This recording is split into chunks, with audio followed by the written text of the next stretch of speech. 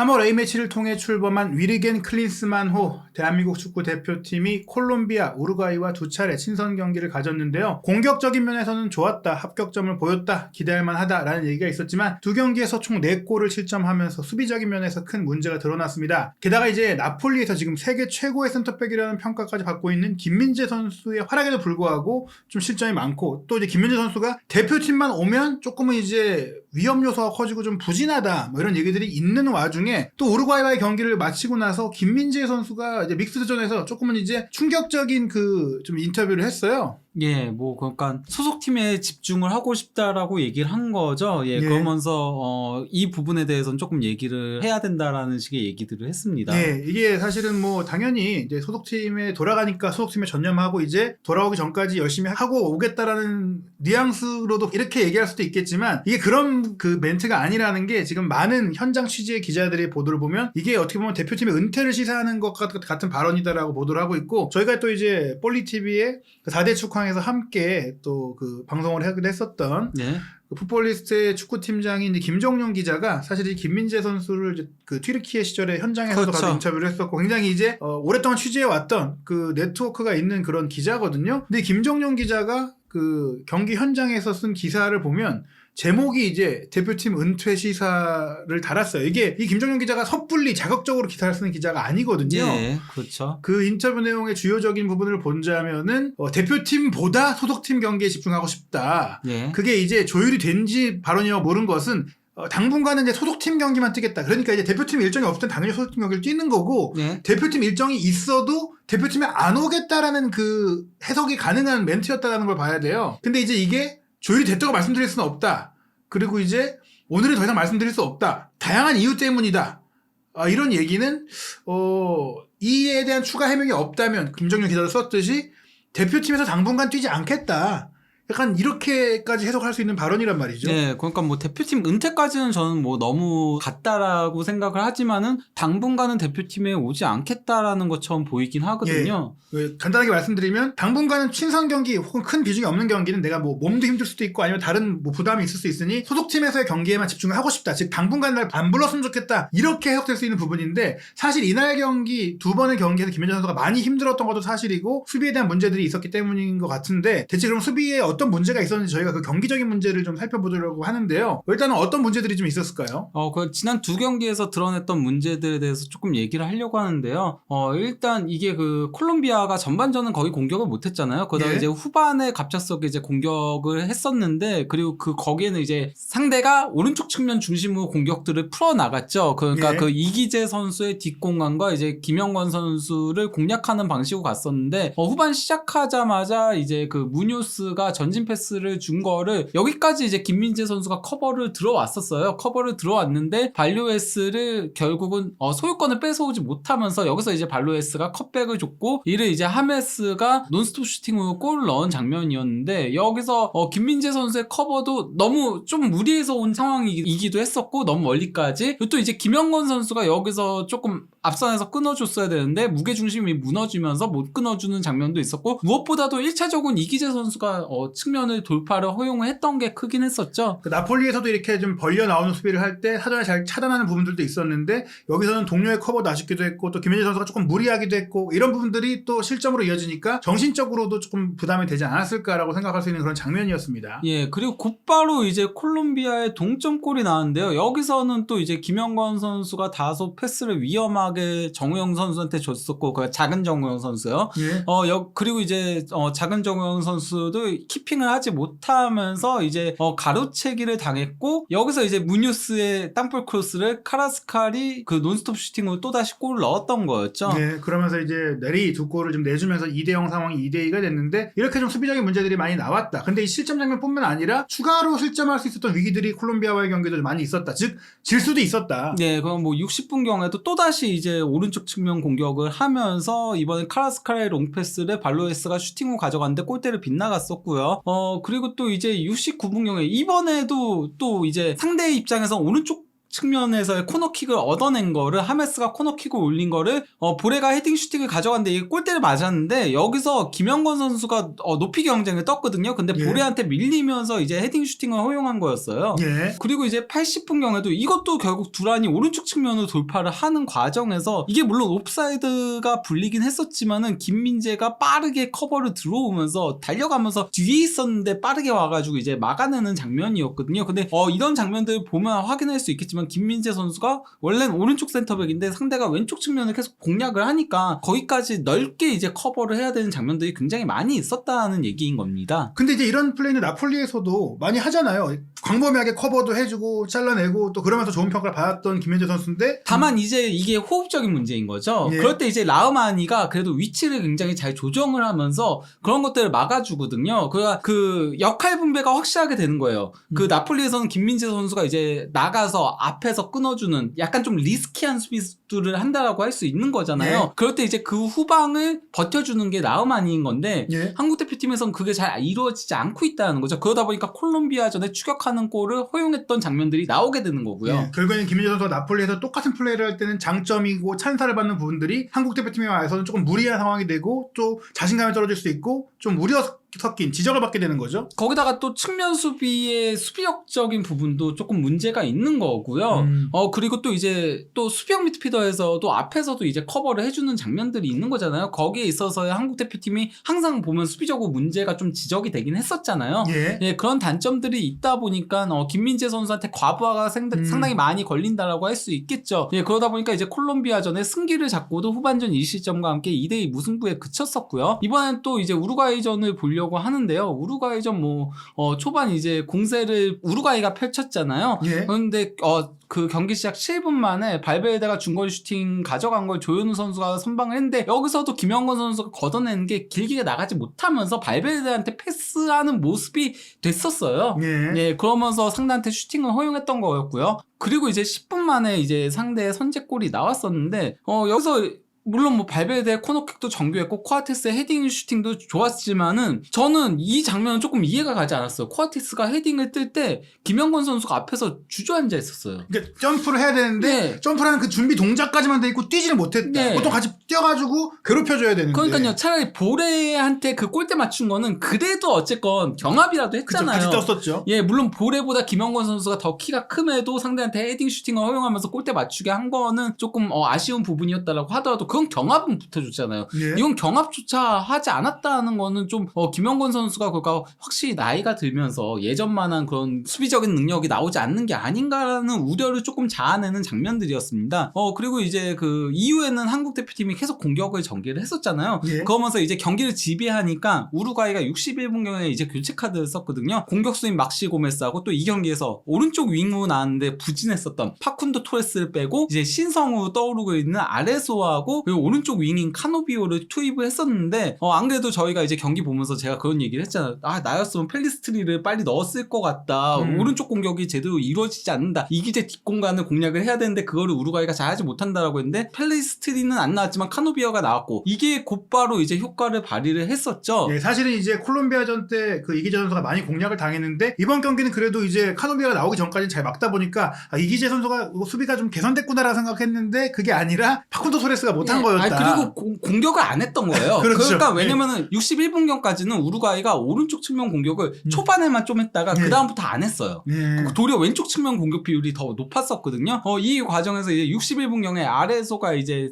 패스를 굉장히 잘 넘겨줬고 이걸 이제 카노비오가 빠르게 들어왔는데 여기서 이제 이기재 선수가 카노비오의 속도를 따라가지도 못한 데다가 태클을 했는데 그게 실패했어요. 예. 실패하면서 결국 뚫리니까 김민재 선수가 이제 무리해서 파울을 범하게 되면서 프리킥을 허용을 했던 거였죠. 예, 조금만 깊었다면 사실 네. 페널티킥을 내줄 수도 있을 만큼 사실 이거 확실하게 김민재 선수가 네. 다리를 걸 수밖에 없었어요. 저기 보시면은 오른쪽에 저 맵이 뭐냐면은 예.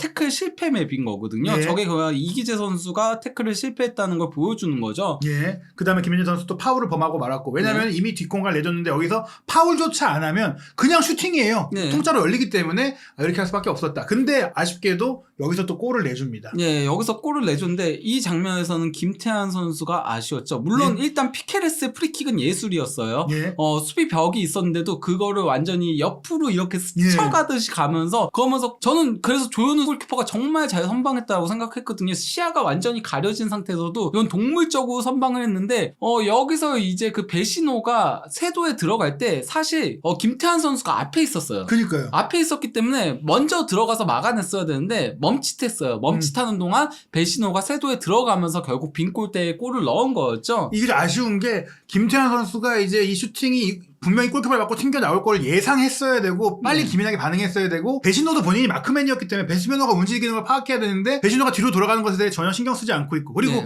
배신호가 시야에서 사라졌다면 최소한 공에라도 집중을 해서 이 공의 시선을 따라가면서 빠르게 반응했어야 되는데 이 장면뿐 아니라 전반적으로 김태환 선수가 또 이날 굉장히 타이밍이나 순발력이 느린 모습들을 보이다가 여기선 솔직히 이제 김태환 선수가 실점에 꽤 큰 지분을 갖고 있다. 네, 저도 그렇게 생각을 합니다. 근데 문제는 이 포백 라인에서 김민재 선수를 제외한 모든 선수들이 다 실점이나 위협적인 상황에서 개인적인 문제를 드러냈다는 겁니다. 네. 그러다 보니까 또 이제 이거는 김민재 선수가 87분경에 조금 위험 지역까지도 혼자서 커버를 가가지고 태클로 이미 뚫린 상태에서도 뒤에서 이제 백태클성으로 깔끔하게 걷어낸 장면이긴 했었거든요. 예. 하지만 이게 코너킥으로 연결되면서 조금 아쉬워하는 장면이 있었는데요. 근데 이때 태클을 조금 무리해서 들어가긴 했었어요. 김민재 선수가 좀 약간 몸에 무리가 갈 정도로 그렇죠. 이렇게 들어갔었는데 그래서 저 사진 보시면 아시겠지만 이쪽 왼쪽이 조금 꺾이는 듯이 들어갔었거든요. 그렇죠. 그러니까 몸도 무리를 했지만 굉장히 그 분에 차 있는 약간 좀 격앙돼 있는 모습을 좀 보였죠. 네, 그러고 나서 이제 손준호 선수한테 약간 조금 지적하는 장면이 있었죠. 예, 뭔가 소리를 지르면서 손짓하면서 네. 이렇게 하면 어떡하냐. 네, 저는 그러니까 이 뒷장면을 보지 못하고서는 저는 이게 그 코너킥이 돼가지고 아쉬워가지고 처음에는 그런 줄 알았었거든요. 예. 그 뒷장면을 보니까 약간 조금 아예 이렇게 얘기하면서 손준호랑 둘이서 막 이렇게 대화하는 장면이 있더라고요. 예. 약간 좀 그냥 논쟁하는 장면이었던 거였죠. 예. 그러면서 결국 우루과이전에도 수비 불안을 드러내면서 1대2로 패했는데요. 일단 그 콜롬비아전을 놓고 보면요. 이건 후반전인 거거든요. 후반전에 왼쪽은 이제 왼쪽 윙으로 나왔던 카라스칼의 히트맵이에요. 후반전 히트맵인데 보시면 아시겠지만은 오른쪽에도 상당히 많이 움직임을 가져갔죠. 그러면서 왼쪽 윙인 카라스칼까지 오른쪽으로 와가지고 아예 그냥 한국 대표팀의 왼쪽 측면 수비를 집중 공략을 했었거든요. 예. 저는 그쪽에서의 수적 우위를 가져간 거죠. 거기다 하메스까지도 그쪽으로 빠지면서 그러다 보니까 후반전 콜롬비아의 공격 방향 비율은 64%가 오른쪽 측면에 집중되어 있었다. 아예 대놓고 거기만 공략을 했다는 거거든요. 그리고 이거는 우루과이가 그 카노비오하고 아레소를 투입하고 난 이후의 공격 방향 비율이에요. 예. 그 전까지 왼쪽이 더 높았었거든요. 근데 딱 그 이후로는 오른쪽으로 46.7%의 공격 방향 비율을 가져가면서 또 이기재 선수와 김영건 선수 쪽을 집중 공략했다는 걸 확인할 수 있는 거죠. 여기서 알 수 있는 거, 이 두 경기 상대 팀들의 특징은 김민재 선수가 없는 쪽을 공략을 했다. 근데 네. 그렇다고 해서 김민재 선수가 내 쪽 아니니까 나는 여기서 지켜봐야지 이게 아니라 김민재 선수가 그쪽으로 함께 가게 되고 거기를 네. 채우다 보니까 또 본인의 영역에서 문제가 생기고 굉장히 부담이 피지컬적으로나 정신적으로나 많이 오게 네. 되는 거예요. 그리고 또 그 이기재 선수가 수비적으로 떨어지는 건 저희가 다 알고 있잖아요. 그럴 경우에 이제 김영건 선수가 이제 커버를 잘 해줘야 되는 건데 일단 뭐 콜롬비아전에는 공중볼에서 너무 밀렸어요. 그러니까 4번 경합을 했는데 한 번밖에 성공하지 못했었거든요. 그러면서 바로 이제 볼에 헤딩 슈팅이 네. 골대 맞는 그런 장면들까지 있었고요. 우루과이전에는 실수가 좀 많았어요. 그러니까 네. 소유권의 헤딩 횟수가 16회나 됐어요. 네. 센터백이 이러면은 이거는 조금 문제가 있는 거거든요. 예. 거기다가 뭐 가로채기하다가 태클 같은 거 하나도 없긴 했었고요. 예. 사실은 이제 예전에는 김영건 선수가 베테랑이고 또 전성기를 그렇죠. 누릴 때는 김영건 선수 함께 팀에서 김민재 선수가 배우는 것, 라인 조율이든지 이런 것들 네. 이제 좀 배우면서 성장을 했는데 지금은 이제 김민재 선수가 전성 시대로 올라가고 있고 김영건 선수는 이제 은퇴를 바라보는 센츄리 클럽도 됐고 나이도 들었기 때문에 피지컬이 떨어졌는데 급격히 이번 두 경기에서는 그런 문제를 많이 노출을 네, 했어요. 안 그래도 이기재 선수가 공격적으로 올라갔는데 사실상 특히 이제 우루과이전은 이기재 선수가 윙처럼 움직였거든요. 예. 저희가 그거는 이전 영상에서도 얘기 드렸잖아요. 예. 그러면서 이기재가 공격면에서는 충분히 합격점을 받을 만큼 좋은 모습을 보여줬어요. 예. 다만 이제 수비적인 부분에서 약점이 있는데 그 커버는 그러면은 결국 김영건과 그리고 또 이제 수비형 미드필더 쪽에서 커버를 해줘야 되는데 그게 잘 되지 않다 보니까 김민재 선수한테까지도 과부하가 걸린다는 거죠. 게다가 두 경기 모두 실질적으로 한국 대표팀에서 제대로 수비형 미드필더 역할을 해줄 수 있는 정우영 선수가 연달아서 부상으로 네. 교체아웃되는 상황들이 생겼기 때문에 더더욱이나 김민재 선수의 부담이 커졌어요. 네, 그러다 보니까 뭐 이거는 콜롬비아전과 우루과이전의 수비 관련 맵인 건데요. 일단 뭐 그 콜롬비아전에도 왼쪽에서 그 태클을 한번 성공시킨 게 있었고요. 또 이제 우루과이전에도 왼쪽에서 이제 수비하는 장면들이 있었던 거였죠. 또 이제 한국 대표팀의 풀백과 관련해가지고 조금 얘기를 하자면요. 물론 그러니까 이건 뭐 클린스만 감독이 일부 의도한 걸지도 몰라요. 클린스만 감독이 그런 식으로 얘기를 했잖아요. 그러니까 포백의 풀백 같은 경우는 한 명은 조금 수비적으로 밸런스를 잡아주면서 한 명은 공격적으로 올라가면서 이제 균형을 잡아야 된다라고 얘기를 했잖아요. 예. 근데 이제 기본적으로 김태환 선수 조금 수비적으로 쓰면서 이기재 선수를 공격적으로 활용을 하려고 했던 것 같긴 한데 문제는 이기재 선수가 공격적으로 나가는데 김영권 선수까지 수비가 떨어지니까 좀 왼쪽에서의 수비적인 문제도 있는데다가 또 김태환 선수는 공격 가담 부분이 너무나도 아쉬웠거든요. 그러니까 왼쪽이 이제 그 콜롬비아전 크로스와 슈팅 맵이고 오른쪽이 이제 우루과이전 크로스와 슈팅 맵인 건데요. 보시면은 확인을 할 수 있지만은 물론 그 콜롬비아전은 김진수 선수가 일단 30분 이상을 뛰었잖아요. 그러니까 이기재 선수가 35분쯤에 교체 투입됐으니까 그나마 공격을 많이 하지 않았다고 하더라도 그럼에도 이기재 선수가 더 공격을 한 거고 그러니까 김태환 선수 크로스 한번 시도 그것도 바로 앞에서 막힌 거거든요. 그리고 우루과이전도 거의 그러니까 사실 김태환 선수한테 크로스 올릴만한 타이밍이 굉장히 많았어요. 근데 특히 후반 막판에 굉장히 많았었잖아요. 근데 그때마다 주춤주춤하면서 결국은 백패스를 주더라고요. 그러면서 계속 이강인 선수한테 미루는 듯한 장면들이 있었거든요. 그러다 보니 좀 측면 공격도 활발하게 이루어지지 않는 그런 모습. 안 그래도 김민재가 있다 보니까 상대가 오른쪽을 잘 공략하지 않기 때문에 그러면 오른쪽 풀백이 공격적으로 올라가가지고 공격 지원을 해줬어야 되는데 그 부분이 아쉬웠다는 거죠. 예, 게다가 사실 김태환 선수 하면은 전성기 시절에는 치태라고 불리면서 굉장히 속도감이 있는 윙어로 활약하다가 이제 윙백으로 풀백으로 내려와서 공격력이 좋은 이제 선수로서 K리그에서 활약을 해왔는데 최근 특히 이 두 번의 친선 경기에서 보인 모습은 공격력이 거의 없고 그렇다고 근데 수비를 엄청 좋은 것도 아니고 그러니까 애매한 역할을 보인 것이죠. 예, 그러면서 이제 뭐 히트맵을 보더라도 왼쪽이 이제 이기재 선수고 오른쪽이 이제 김태환 선수인데 확실히 이기재 선수가 더 위에서 뛰고 있는 게 확인을 할 수 있는 거죠. 그러다 보니까 이제 김민재 선수가 수비적인 부담이 많다 보니까 나폴리에서 좀 공격적으로 많이 올라가지도 못하고 나폴리에서는 굉장히 공격적으로 많이 올라가잖아요. 위에까지도. 근데 그러진 못하면서 옆으로 도리어 많이 퍼져 있죠.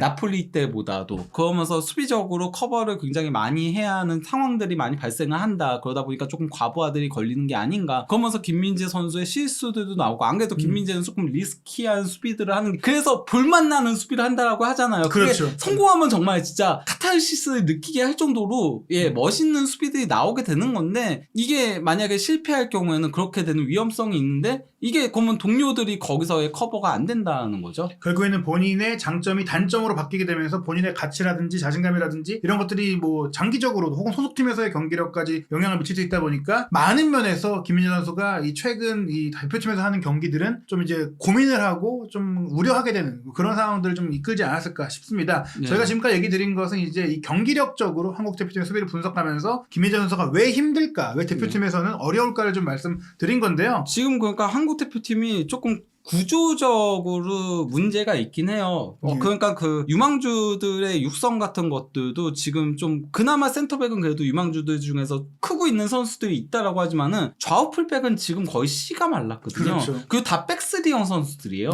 지금 K리그도 백스리를 많이 쓰잖아요. 많이 쓰다 보니까 풀백들이 공격력은 좋은데 수비에서는 풀백에서 기대할 수가 없는데 지금 벤투 감독도 그랬고 또 이제 클린스만 감독도 그렇고 다 풀백 쓰는 감독들이거든요.